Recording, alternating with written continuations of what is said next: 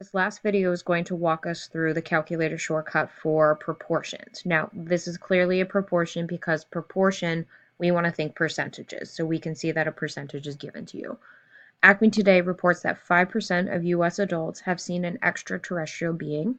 You decide to test this claim and ask a random sample of 250 US adults and find that 20 reply yes. Alpha equals 0.01. Is there enough evidence to support the claim? Now, in this example, one thing that I do want to point out is that if we look at what's given to us, we are given a proportion. That proportion is representing the population. So that's our standard P.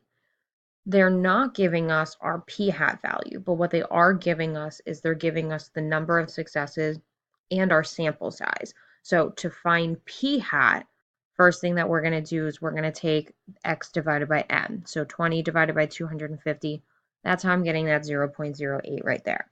So moving on to the calculator shortcut, since we're talking about proportions, we are going to go to stat, still over to calculate, but now we're clicking this fifth option down, one prop z test. Now be very careful, there is a two prop z test, but we're going to focus on the one. When we click on that, it's going to ask us for some very basic information.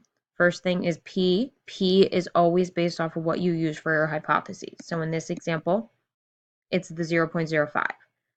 X is given to us. That is the 20 individuals who claim that they did see these extraterrestrial beings. Our sample size in this example was given to us as 250.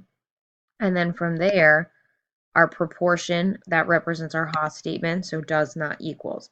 Now, if for some reason you were given a proportion for X, remember that's where you're going to take your P hat multiplied by your sample size. So moving on, once we select all of these values, there we go. We click enter or calculate, and then we get our z-score along with our p-value. Now, one other thing to point out here, we calculated it by hand, but your calculator shortcut will also give you that p-hat value as well. So if you didn't want to do the calculation on your own, you could also find it through the calculator. From there, we use the p-value, make our conclusion, just like all of our others.